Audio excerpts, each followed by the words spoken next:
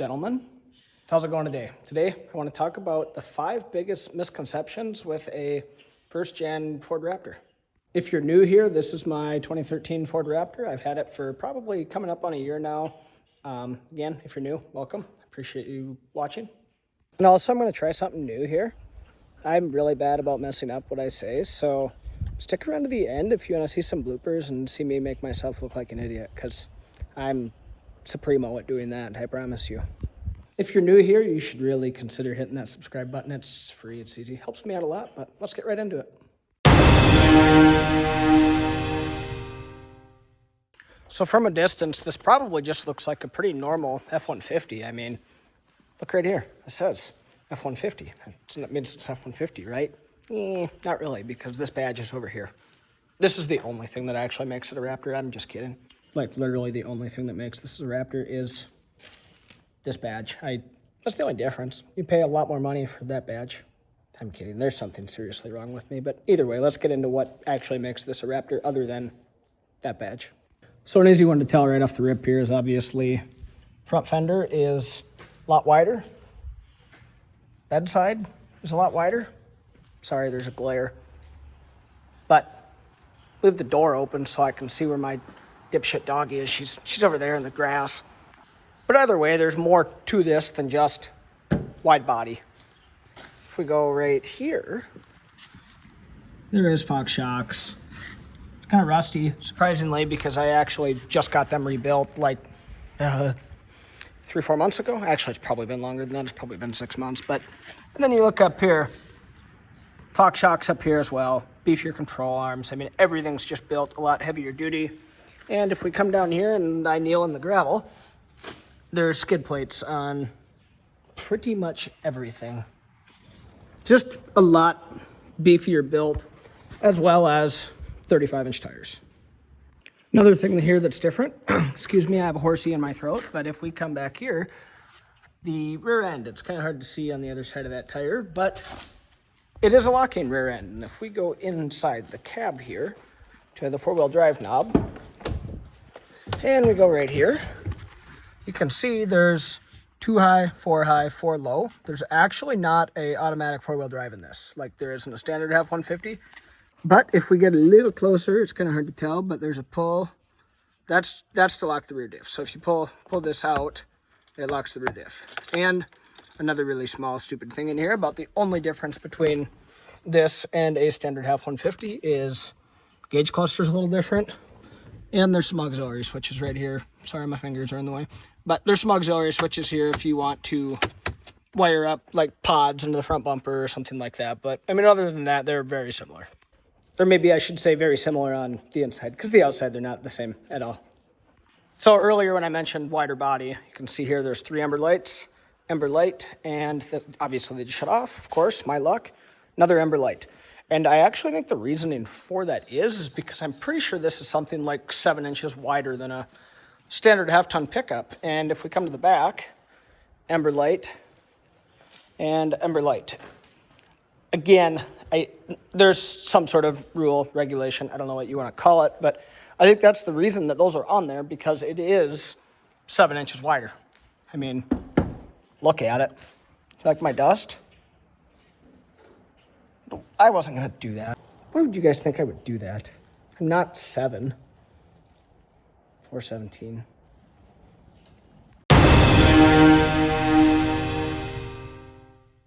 So next thing here is if you can see that little badge right there, right where my thumb is at, that's what we're talking about now. The first gen Ford Raptors have the 6.2 liter V8, and as you can see, it is a large motor, and as you can imagine, it really likes to drink gas. And looking in here, it actually looks like she could use a little washing. Really dirty, but again, when you live in North Dakota, you live out in the country, and you live on a gravel road like this, it makes sense to why it gets dusty. Again, whoever was going to draw that thing on the fender here, wasn't me, but whoever was going to do it, I mean, that's pretty common. It's really hard to keep a vehicle in the country clean, and I'm not the type of person that really cares if something looks showroom. Like, it doesn't have to be completely spotless all the time, but I do like a nice vehicle that is not rusted out like this one is going to be shortly. Well, let's not be negative since this pickup is slowly rotting and dying of cancer. We don't have to worry about that, but again, we're going back to the 6.2 liter in here. So again, this, like I've mentioned like 15 times, yes, it comes with the 6.2 liter, but the first gen is actually the only generation of Raptor other than the new Raptor R that actually has a V8. The new Raptor has a 5.2 liter supercharged V8, actually, I believe. Sorry, I just got distracted because the wind is blowing so extremely hard. If you're new here, I'm really, really bad about like wandering off and going in a completely different direction, but it makes it fun sometimes, you know? So, V8, all the other Raptors have an EcoBoost in them, which I believe are known for some reliability issues if not maintained, and obviously, just like anything else, this could have reliability issues if not maintained, but I feel like in a V8, your power is just so much more predictable. I don't know if that really makes any sense. I don't know if that's the right word, but you know, with this, there's no turbos on it, but it'd be awesome if there was.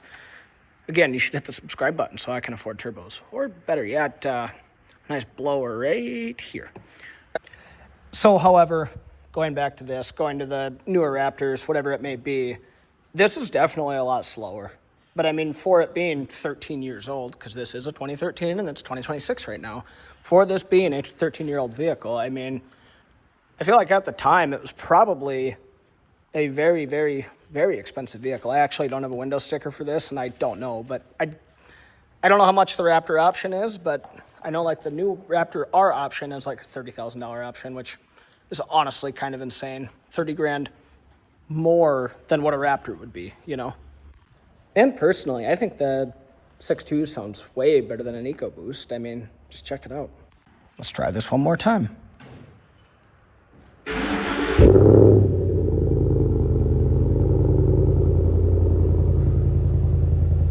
It indeed did not like the hood being open, not even a little bit. But with the way gas prices are right now, we should probably shut this off. I can't find the hole. I found the hole, but yeah, with what gas prices are, that was probably just like $10 that just cost me.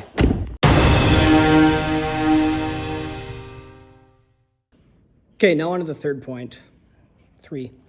Trace. Third point I want to make for this Raptor is most people think performance vehicles are very unreliable, and most of them are, but this is actually one of them that's maybe a little bit of an exception.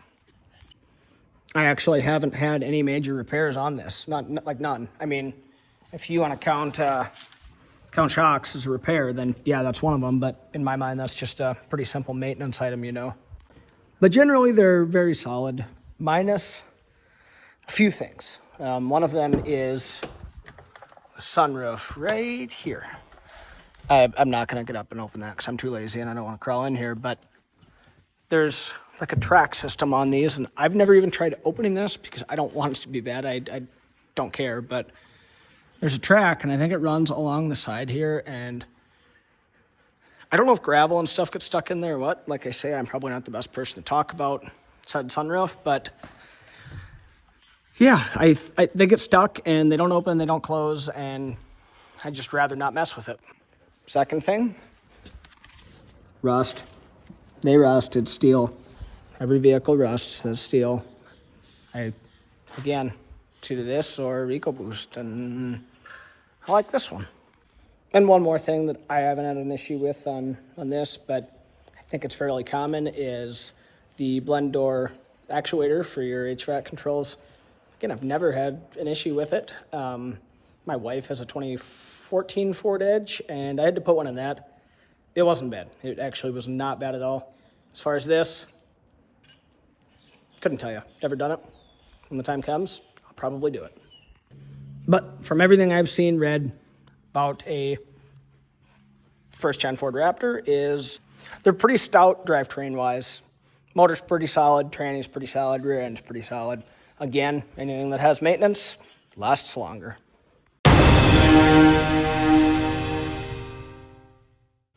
Another one I've heard a few times is that now that they've been making the EcoBoost Raptor for, 11 years, something like that, I've heard people say that these are kind of becoming obsolete. And I don't know if I'd say obsolete, but they're definitely getting harder to find, especially one that's clean in the Midwest. You guys down in the South, Texas, California, wherever people are with these, they're probably kind of all over, but anywhere other than the Midwest, they're probably not as bad to find, but to find one up here that's just not absolutely clapped out with, 250,000 miles and rust up halfway through the door, it's kind of hard to do. And in my opinion, really, I feel like this definitely aged very, very well. Like, I was just talking to one of my buddies here a couple nights ago, and he's seen the pickup a couple times. He's never been in it, but he was asking me, what year is that? And I told him, and he goes, no way. There's no way that's that old. And I said, yeah, dude, it's 13 years old. This is 2013. And he goes, I definitely would have thought that would be a lot newer. It looks a lot newer, and he's not the first person that's told me that. So yeah, I think they aged well. Sounds cool. Not quite as much tech as a new one, but still sick. Why am I so awkward? I've never figured it out, to be honest with you.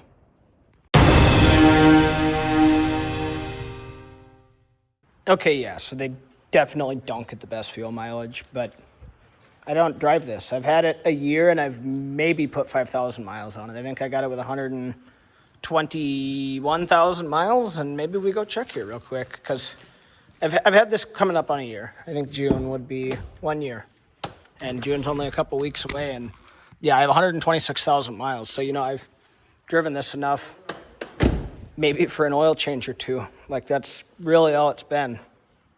But again, with fuel costing, boy, I don't know. Like I say, if you can't tell, I don't live near a gas station, but I think fuel's like $4.25 a gallon here, $4.20 a gallon, something like that, and that's just 87. And this, I typically run 91, so I'm sure that's, $4.50 a gallon, which is insanity, but it's just part of it. You can complain all you want, nothing's going to change, but it'd sure be nice if it did. But as far as the piss poor fuel mileage, I didn't buy it for that. I don't drive it that much. I drive this. That's my work pickup. This sits in here. I actually haven't driven this since last weekend, and it's Thursday, but once again, when I'm on call for a week at work, it'll sit for 2-3 weeks at a time, and she's never left me stranded.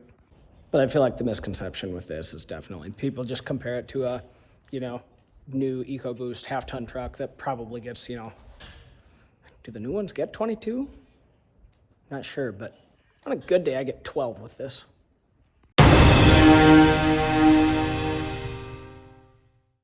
Okay, another huge one that I had people telling me all the time before I bought this is that maintenance is too expensive. It's not that bad, I promise.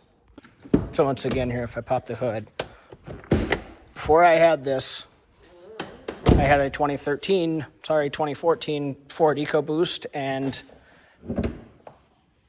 it held 6 quarts of oil to an oil change. This, if you can see right there, it holds 7 quarts. So do you know what 7 minus 6 is? 6, 7? I'm pretty sure that ended a while ago. I just so far out of the loop. I don't even know. But it's 1 quart difference. So really a quart of oil difference is not bad for a quart of oil difference in an oil change is not that bad. But tires cost more, suspension costs more. Other than that, I mean, maintenance really isn't that much of a difference from what I've noticed. But if you have problems, I could maybe see that costing a little bit more, but I still don't see it being, I mean, it's not a Bentley, it's not a supercar, it's a pickup. And actually, maybe even instead of comparing it to a supercar, I mean, it's still cheaper than fixing a brand new vehicle. I mean, I don't know what a radio costs, and sorry, my dog's playing with the ball. We better throw this for her. She's kind of obsessed over this tennis ball.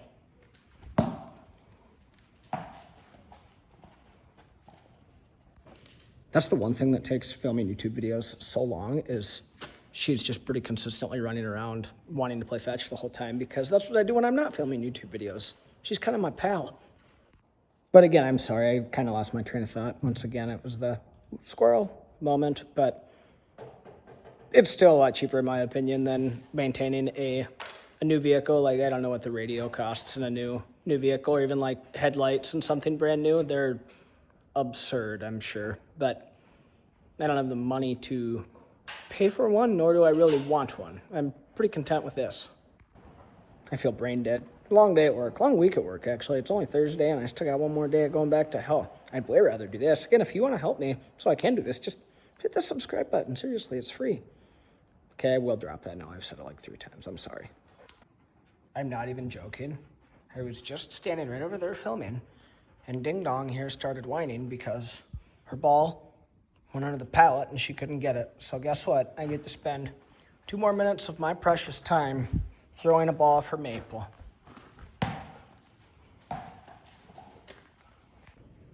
She's almost like a meth head that can't get Crystal. I mean, obsessed, like hardcore addicted to that ball. Well, quit putting it in there. I'm really sorry that this keeps happening, but if I don't, all you guys are gonna hear is whining dog in the background, and nobody wants that. Once again, crackhead. Okay, I'm gonna try and get back into this so I can finally wrap this up, because if you're still here, I'm sure you're getting tired of hearing me talk and my dog. So, the last misconception that I have for you gentlemen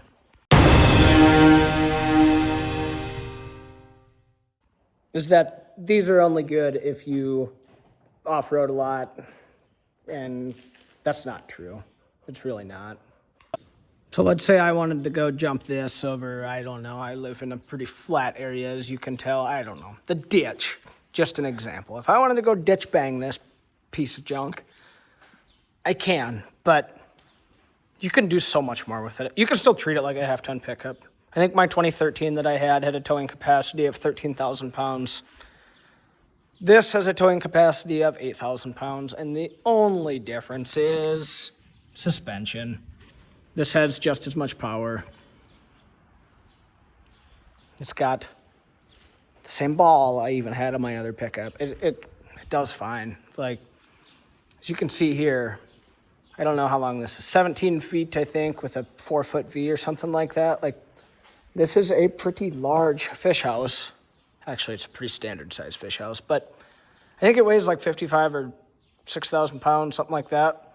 But as you can see, from the jack to the wheel, there's a shit pile of tongue weight in this, and that's what the Raptor struggles with more than anything, is just the tongue weight. I mean, the suspension softer. Like I say, I think this makes 410 horse on premium gas. It's not, I wouldn't call it underpowered by any means. I'd just say that the suspension is not built for it. I've taken this to see family 3 hours away down in South Dakota. It did just fine. It's a vehicle. It's not only made for off-roading. I promise. You can do off-roading with it, but you don't have to.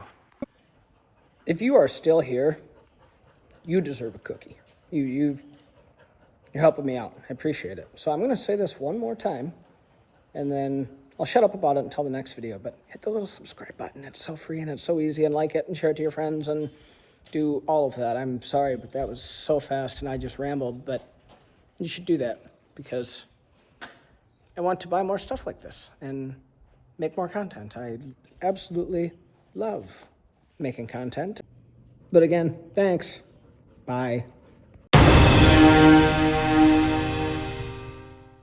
I lost my train of thought.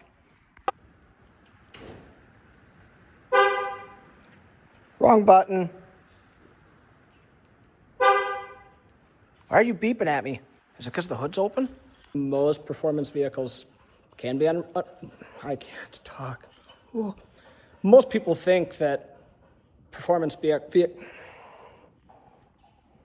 It's a Thursday, it's not a Monday. It should not be this hard. Let's try this one more time. Most people think, I hate myself. Out, drive, God damn it, I can't talk. And Maxwell, oh my God, I can't talk.